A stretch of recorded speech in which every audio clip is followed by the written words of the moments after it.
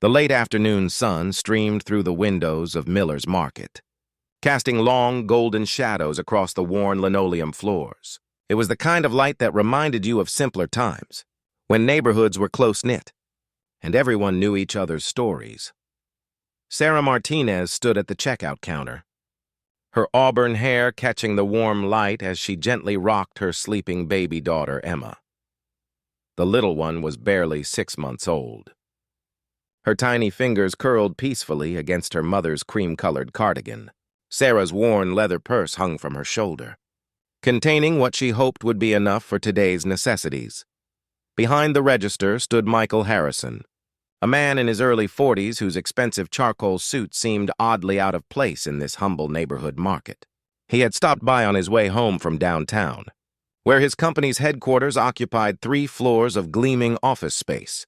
But tonight, something about this quiet store felt like a refuge from his demanding world. Sarah approached the counter with careful steps, placing a single loaf of whole wheat bread before the cashier. Her movements were gentle, practiced from months of navigating life with a baby in her arms. The bread cost $4.79, and she began counting out the coins from her purse with meticulous care. $1, $2, she whispered softly, not wanting to wake Emma. Her voice carried the weight of countless such moments.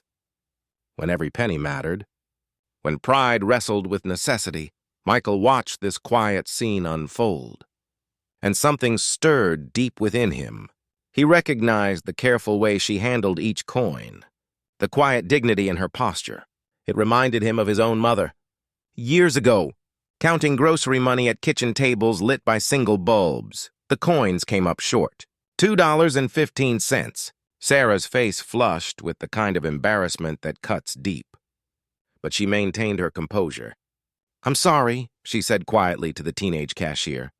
Could I put this back and just get the small rolls instead?" That's when Michael stepped forward. His voice was warm, without a trace of condescension. "Excuse me," he said gently. "Please, add whatever else she needs. I'd like to cover everything." Sarah turned, her eyes wide with surprise and something approaching alarm. "Oh no, I couldn't possibly." But Michael's expression was kind, understanding.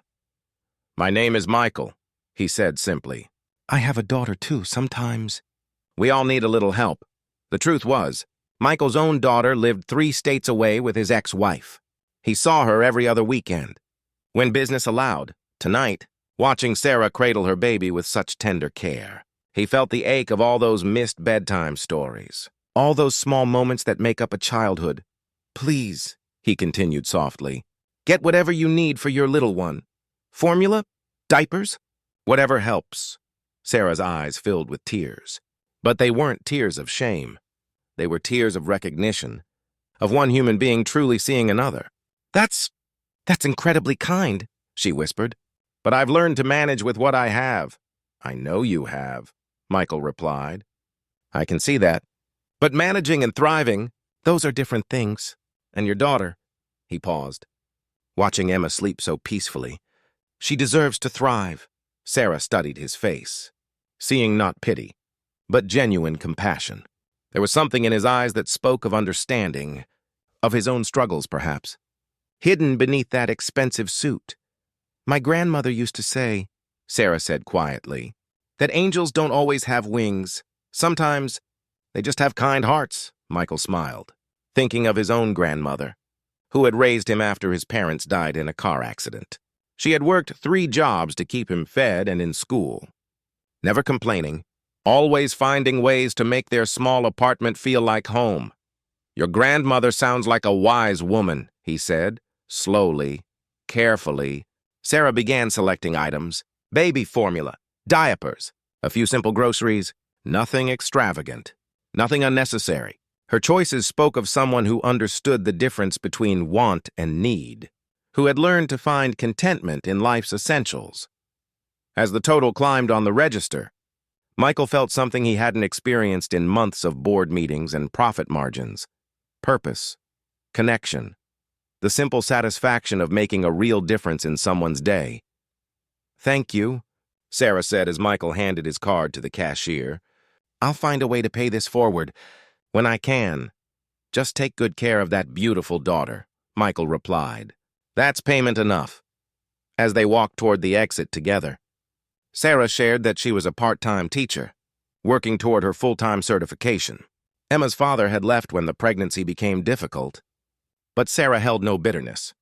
Some people, she said, aren't ready for the responsibility that comes with loving someone completely. Michael nodded, thinking of his own shortcomings as a father, as a husband. Success in business hadn't translated to success in the things that truly mattered. At the parking lot, they paused. The evening air was cool and crisp, filled with the promise of autumn. Emma stirred in her mother's arms, opening her eyes for just a moment. Tiny and perfect and full of possibility. You know, Michael said, my company has a teaching scholarship program. If you're interested, I could put you in touch with the right people. Sarah looked at him with wonder. You would do that? Good teachers change lives, Michael replied simply. And I have a feeling you're going to be an exceptional teacher. They exchanged contact information, not as strangers who had shared a transaction, but as two people whose paths had crossed at exactly the right moment. Sometimes, that's how grace works. Quietly, unexpectedly, in checkout lines and grocery stores, in the small kindnesses that remind us we're all connected. As Michael drove home to his empty house, he felt something shift inside his chest. Tomorrow, he would call his own daughter. Tonight, he would remember that the most important investments we make aren't in portfolios or profit margins, but in the simple act of caring for one another. And Sarah, walking the 6 blocks home with her sleeping daughter and bags of groceries she hadn't expected to afford, felt a lightness she hadn't known in months, not just from the help, but from the reminder that kindness still existed in the world, that people still saw each other, really saw each other. Beyond the surface of their circumstances, some encounters change us forever, not through grand gestures or dramatic moments, but through the quiet recognition of our shared humanity. In a world that often feels hurried and impersonal, these moments of grace remind us that love still moves through ordinary people, doing ordinary kindnesses, one gentle act at a time.